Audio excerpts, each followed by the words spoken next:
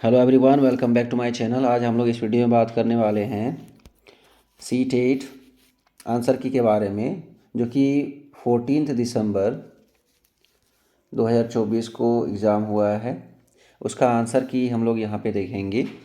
इसमें जो all subjects का आंसर की आपको मिलने वाला है, बट आपको पार्ट वाइज मिलेगी। सीडीपी का अलग मिलेगा, इस तरह से आपका एसएसटी का अलग मिलेगा, सोशल साइंस जो है उसका अलग मिलेगा, साइंस का अलग मिलेगा, और लैंग्वेज 1 लैंग्वेज 2 का भी अलग अलग वीडियो में आपको सारा आंसर की मिलने वाला है। तो हमारे चैनल पर अगर आप नए हैं तो जल्दी से हमारे चैनल को सब्सक्राइब करें, ताकि हमारे चैनल पर आपको सारा सीटेट का जितना भी सेट है वो सारा आंसर की आपको एक जगह पे मिलने वाला है, और सारा सटीक आंसर आपको यहाँ से मिलने वाली है। डियर स्टूडेंट्स, हम इस वीडियो में ये भी बात करेंगे कि आपका सीटेट में क्वालिफाई करने के लिए पासिंग परसेंटेज क्या होगी। इसमें पासिंग परसेंटेज के बारे में और मार्क्स के बारे में भी हम लोग बात करेंगे कि आप कितना मार्क्स लाएंगे कि सीटेट में क्वालिफाई करें। तो ये सारा डिटेल्स पर बने रहने के लिए, जानने के लिए हमारे चैनल को सब्सक्राइब करें और ज़्यादा से ज़्यादा अपने फ्रेंड्स को शेयर करें। अब हम लोग वीडियो में आगे बढ़ते हैं। तो आप देख रहे हैं कि ये जो सेट है वो पेपर 2 का है, यानी कि 14 दिसंबर 2024 को जो एग्ज़ाम हुआ है उसका है। और ये टेस्ट बुकलेट सीरीज़ जो है वो जी है, यानी कि जी सीरीज़ वाले बहुत ही इजीली इस आंसर को मिला सकते हैं, और जो भी आंसर्स होगा वो आपको सीरियली मिलता चल जाएगा। बट जो डिफरेंट सीरीज़ वाले होंगे वो उनका क्वेश्चन आगे पीछे होगा, उसका भी वो आगे पीछे देखकर आंसर को मिला पाएंगे। और हमें कमेंट्स करके ज़रूर बताएं कि आपका आंसर कितना सही हो रहा है, और फिर इस तरह से हम लोग एक अच्छे निष्कर्ष में पहुंचेंगे कि कितने स्टूडेंट्स इस बार क्वालिफाई किए हैं जो हमारे ग्रुप से जुड़े हों। चलिए अब हम लोग आगे बात करते हैं। वेल डियर स्टूडेंट्स, तो अब हम लोग देख रहे हैं सोशल स्टडीज़ यानी सोशल साइंस, सामाजिक अध्ययन या सामाजिक विज्ञान, सीटेट 2024, यानी कि 14 दिसंबर 2024 को जो लोग एग्ज़ाम दिए हैं पेपर 2 का, वो सोशल साइंस वाले यहाँ से आंसर्स मिलाएंगे। और ये जी सीरीज़ वाले जो स्टूडेंट्स हैं जिनको जी सीरीज़ मिला होगा वो सीरियली मिल जाएगा, बट जो डिफरेंट वाले होंगे उनका क्वेश्चन आगे पीछे होगा और वो बहुत ही ईजीली इसको मिला पाएंगे। तो हम लोग देखते हैं question number 31। CDP 30 question 1 to 30, उसके बाद आपका सोशल साइंस वाले। यहाँ पे देखेंगे 31 का जो क्वेश्चन है वो क्या है कि ग्रहों के बारे में लिखने में से कौन सा कथन सही है। तो केवल ए सही होगा।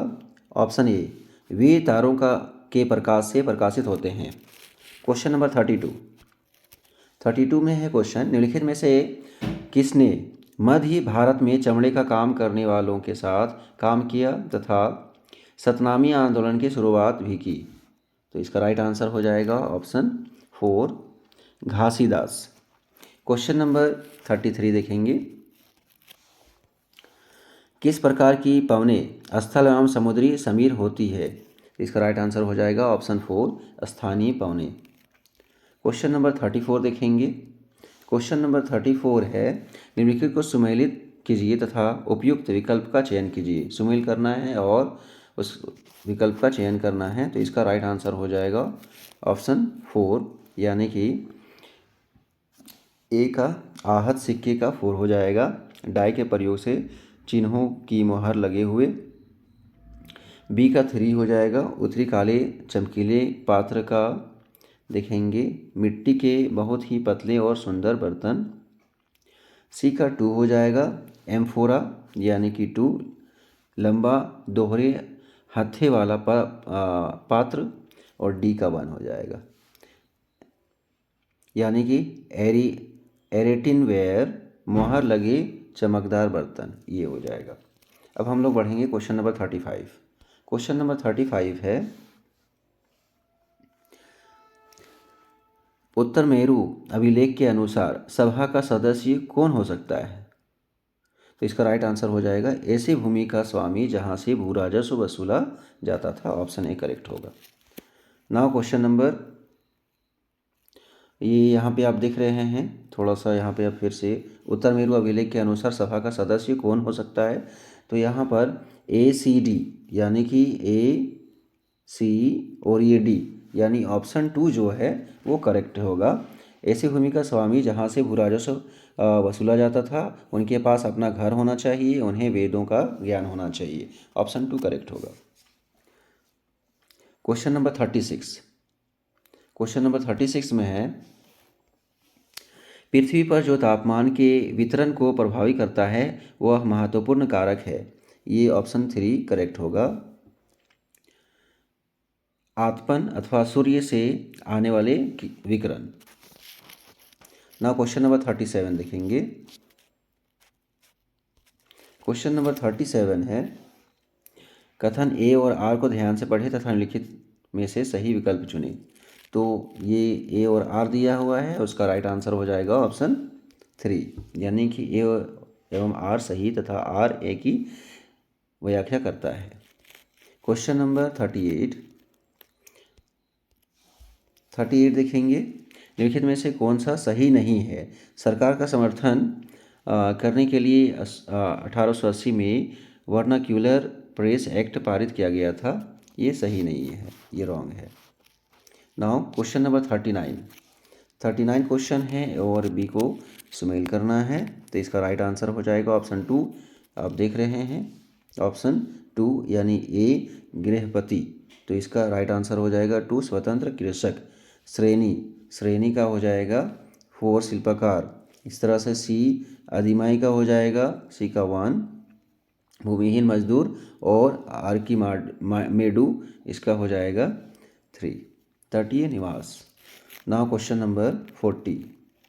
क्वेश्चन नंबर 40 में आप देखेंगे कि ये एक अभिकथन ए और आर दिया हुआ है, कारण आर। इसका राइट आंसर हो जाएगा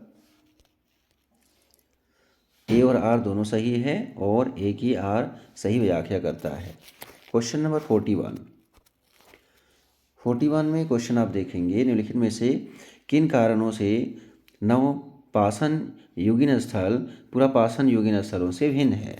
तो इसका राइट आंसर हो जाएगा ऑप्शन 4 केवल 1 2 3, यानी कि जो ओखली और मूसल का प्रयोग अनाज को पीसने के लिए किया जाता था, बर्तनों का प्रयोग खाना बनाने के लिए किया जाता था, एंड 3 विभिन्न प्रकार की चीज़ों से कपड़े बुने जाते थे। नाउ नेक्स्ट क्वेश्चन देखेंगे 42 में फिर से क्वेश्चन आ रहा है ए और आर, ठीक है। तो इसमें आप देखेंगे दिए गए ए और आर को पढ़ें और उपयुक्त विकल्प को चुनें। तो आप यहाँ पे देख रहे हैं कि क्वेश्चन नंबर 42 का जो राइट आंसर होगा ऑप्शन 3, ए और आर दोनों सही है और ए की आर सही व्याख्या करता है। नेक्स्ट क्वेश्चन 43 में आप देखेंगे, भारतीय संविधान द्वारा विधायिका में सीटों तथा सरकारी नौकरियों में आरक्षण दिया गया। तो इसका राइट आंसर हो जाएगा ऑप्शन बी, वर्षों के ऐतिहासिक दमन तथा शैक्षणिक वंचिता के क्षतिपूर्ति हेतु। नाउ नेक्स्ट क्वेश्चन, ये जो आप देख रहे हैं केवल बी इसका राइट आंसर था, तो ऑप्शन बी नहीं है, वो ऑप्शन 4 है, ठीक है। तो ऑप्शन 4 इसका करेक्ट होगा, जो कि केवल बी है। नाउ नेक्स्ट क्वेश्चन देखेंगे, क्वेश्चन नंबर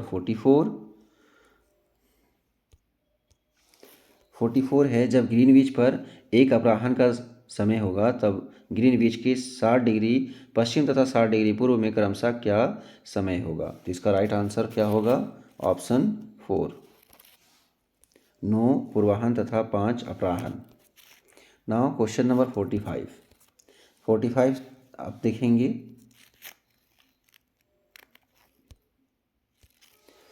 क्वेश्चन नंबर 45 है, सामाजिक विज्ञान पढ़ाते हुए कक्षा में एक छात्र आपसे पूछता है, विषुवत रेखा पर हम सभी देशांतरों के बीच की दूरी का मापन कैसे कर सकते हैं, इस मापन हेतु कौन सा उत्तर सही होगा।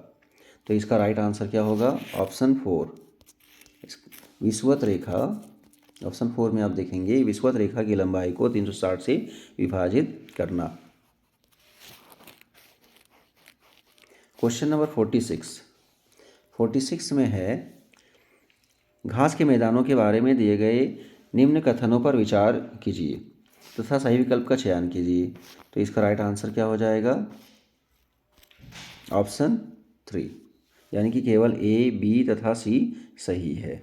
ठीक है, ए, बी और सी ये सही होगा। नाउ क्वेश्चन नंबर 47 में आप देखेंगे निम्नलिखित में से सेल चक्र का सही क्रम क्या है? तो इसका राइट आंसर हो जाएगा ऑप्शन 3, अवसादी सेल, कायंत्रित सेल, मैग्मा सेल। क्वेश्चन नंबर 48 देखेंगे। क्वेश्चन नंबर 48 है निम्नलिखित में से कौन सा स्थानीय शासन का चुना हुआ सदस्य होता है? तो इसमें राइट आंसर हो जाएगा ऑप्शन 2, केवल ए, बी और डी। ए, बी वार्ड यानी कि ward panch, B sarpanch and D सचिव। नाउ नेक्स्ट क्वेश्चन देखेंगे 49 आपका है विविधता कुछ नया और अलग लेकर आती है। इसका राइट आंसर हो जाएगा ऑप्शन 3, संस्कृतियों के परस्पर मिश्रण के कारण। क्वेश्चन नंबर 50 देखेंगे। क्वेश्चन नंबर 50 है अभिकथन ए और कारण आर।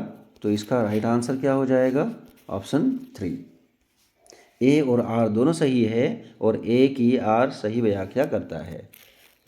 क्वेश्चन नंबर 51 देखेंगे। 51 है गैर ब्राह्मण आंदोलन पर निम्नलिखित कथनों पर विचार कीजिए और वेद विकल्प चुनिए। इसका राइट आंसर हो जाएगा ऑप्शन 3। ऑप्शन 3 केवल ए और ए सी वेद है। नाउ क्वेश्चन नंबर 52 में आप देखेंगे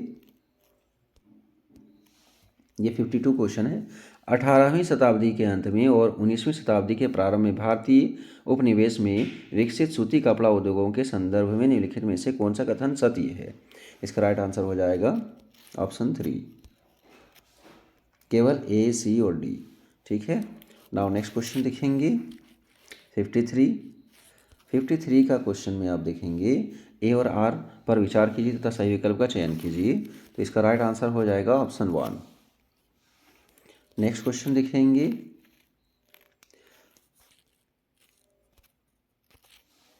साझी संपत्ति संसाधनों के बारे में निम्नलिखित में से क्या सही है? तो इसका राइट आंसर हो जाएगा ऑप्शन 2, केवल ए व सी। इन पर सरकार का स्वामित्व होता है और इन पर समुदायों का स्वामित्व होता है। नाउ नेक्स्ट क्वेश्चन 55 अब देख रहे हैं। तो निम्नलिखित में से कौन सा राज्य कदम्ब मयूर शर्मन ने स्थापित किया था? इसका राइट आंसर हो जाएगा ऑप्शन बी, मध्य प्रदेश।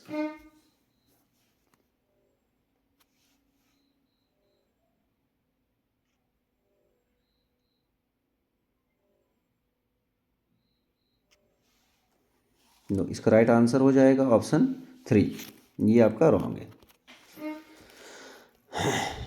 निम्नलिखित में से किस तारीख को गांधी जी ने भारतीय लोगों को रॉलेट एक्ट के अहिंसक विरोध का दिन मानने को कहा था? तो इसका राइट आंसर हो जाएगा ऑप्शन 2, 6 दिसंबर 1919। नाउ नेक्स्ट क्वेश्चन 57 देखेंगे। 57 ब्लैंक एक स्थिति का संदर्भ देती है जहां किसी व्यक्ति के पास वे संसाधन और अवसर नहीं होते जो अन्य व्यक्तियों को उपलब्ध है। इसका राइट आंसर हो जाएगा ऑप्शन 1, असमानता।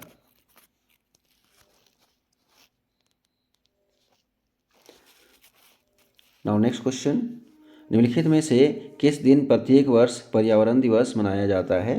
राइट आंसर इज ऑप्शन 4, 5 जून।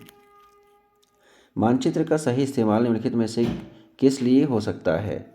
तो इसका राइट आंसर हो जाएगा इतिहास में अलग अलग समय में रहने वाले लोगों के स्थानों को चिन्हित करने हेतु। नाउ नेक्स्ट क्वेश्चन देखेंगे 60 का राइट आंसर क्या होगा? तो इसका राइट आंसर होगा ऑप्शन ए तथा बी। ठीक है, ए यानी कि निर्वाह कृषि और कृषि परिवार की आवश्यकताओं को पूरा करने के लिए की जाती है। और दूसरा हो जाएगा बी में दिया हुआ है गहन निर्वाह कृषि। गहन निर्वाह कृषि क्या है? सघन जनसंख्या वाले क्षेत्रों में प्रचलित होती है। नेक्स्ट क्वेश्चन देखेंगे 61 है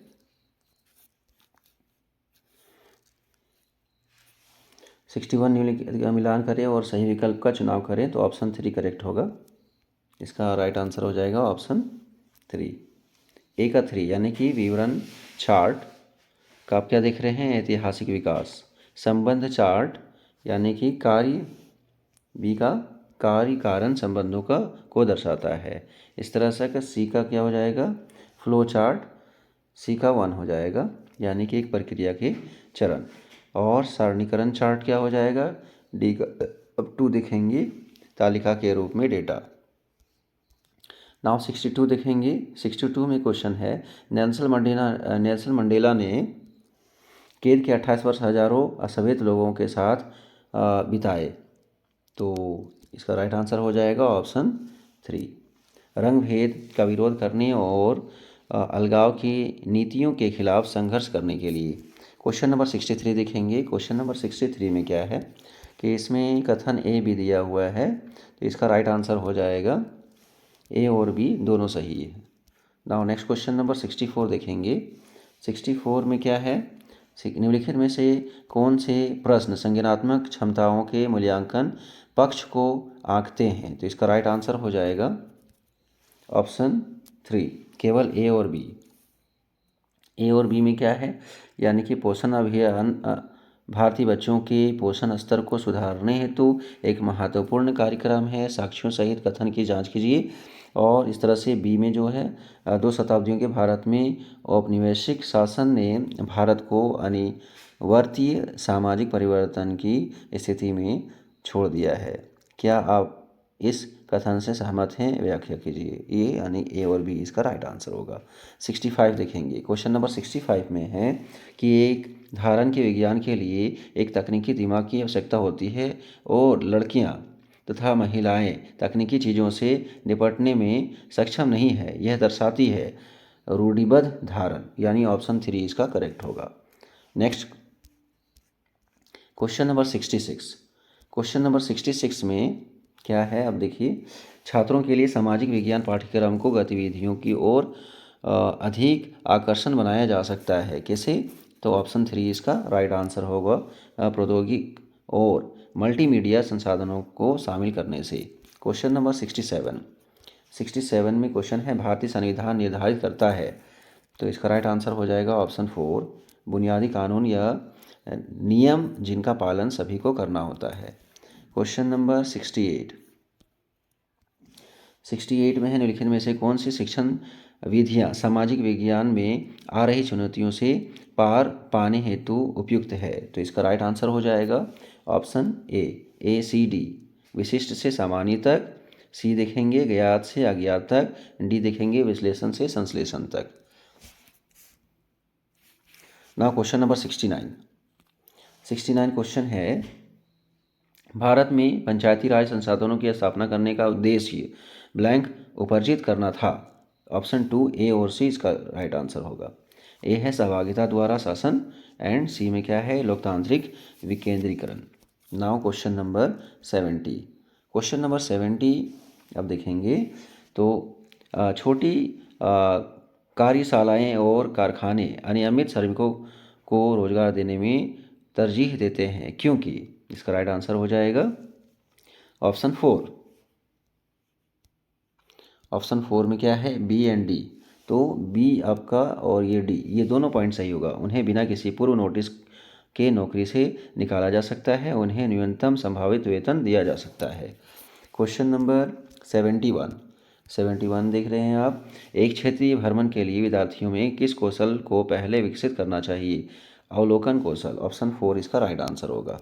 क्वेश्चन नंबर 72। 19वीं शताब्दी के दौरान आधुनिक आदिवासी इतिहास में कौन सा धर्म एक बहुत ही महत्वपूर्ण धर्म के रूप में उभरा? तो इसका ऑप्शन 4 राइट आंसर होगा, ईसाई धर्म।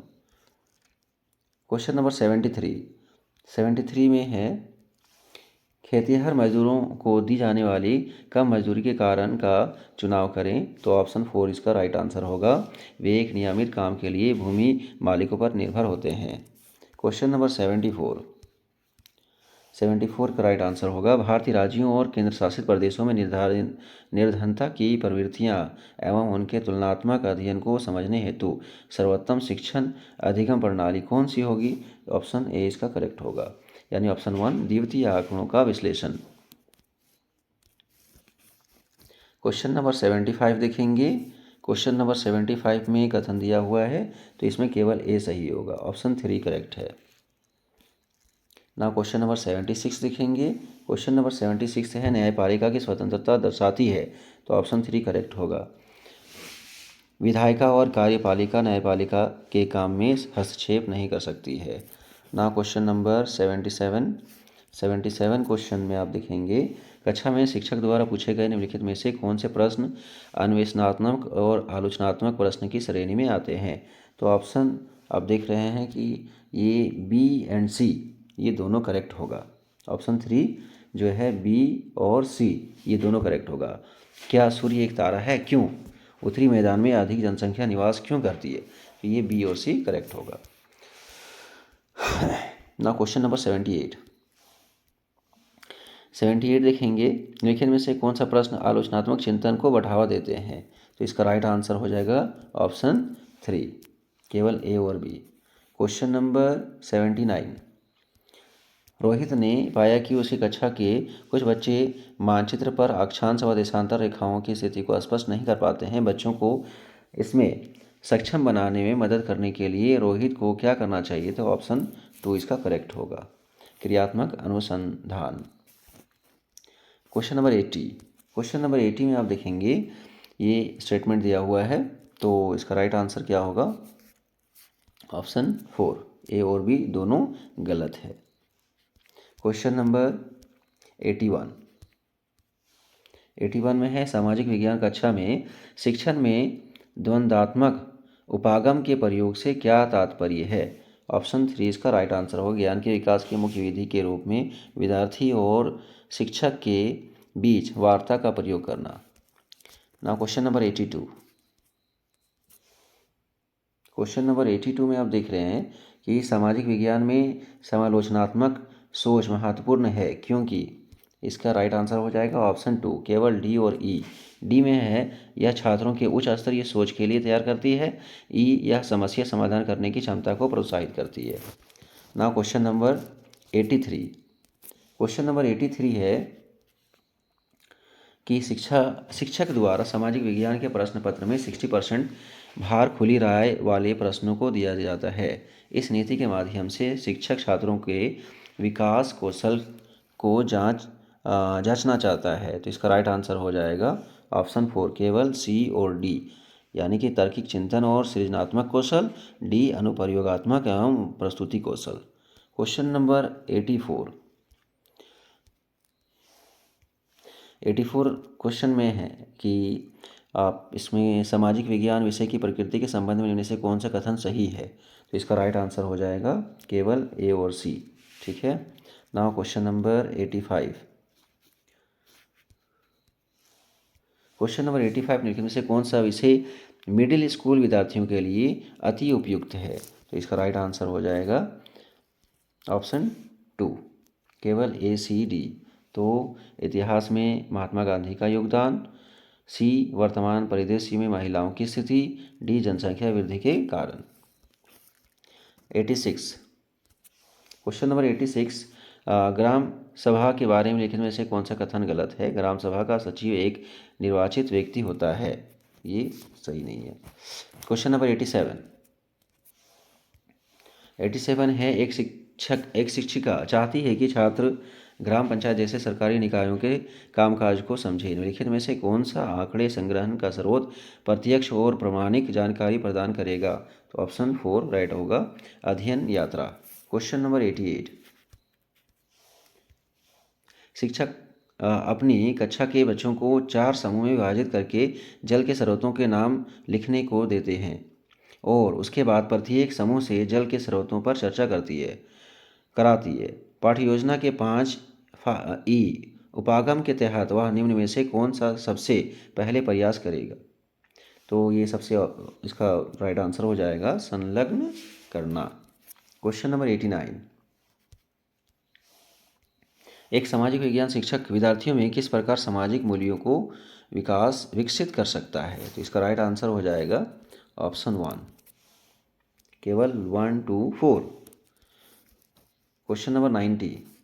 क्वेश्चन नंबर 90 में है, आप देखेंगे 90 में निम्नलिखित में से किस पक्ष पर शिक्षा का अधिकार अधिनियम 2009 में मूल्यांकन कार्यविधियों के भाग के रूप में विचार किया गया है। तो इसका राइट आंसर हो जाएगा ए एंड सी, केवल ए और सी सही।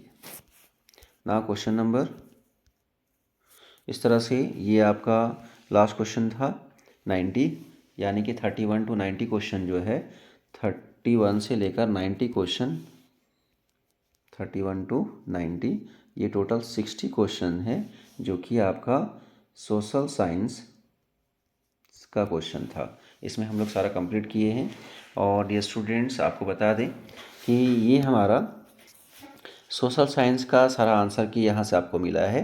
बाकी सारे पेपर 1 और पेपर 2 के CDP, सोशल साइंस, EVS या साइंस मैथ्स, लैंग्वेज 1, लैंग्वेज 2 जो भी आपका है वो सारा आंसर की हमारे चैनल के माध्यम से आपको अवेलेबल है। और यहाँ पे आप सारा आंसर की मिला सकते हैं। आपको सारा सटीक आंसर की यहाँ से मिलने वाली है और सारा आंसर की आपको वेरीफाइड है।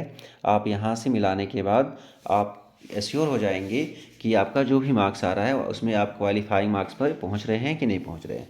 तो आपको यहाँ पे बता दें कि जो पासिंग मार्क्स है वो पासिंग मार्क्स कितना है और परसेंटेज कितने हैं। तो सीटेट में क्वालिफाई करने के लिए आपको कितने चाहिए ये आपको पता होना चाहिए। तो आप टोटल 150 क्वेश्चंस दिया गया है। 150 क्वेश्चंस में आप अगर 60% लाते हैं, जो जनरल स्टूडेंट्स हैं वो अगर 60% ला रहे हैं, यानी कि 150 में से अगर 90 मार्क्स लाते हैं तो वो क्वालिफाई है। और अगर जो कैटेगरी वाले स्टूडेंट्स हैं उसको 55% लाने हैं।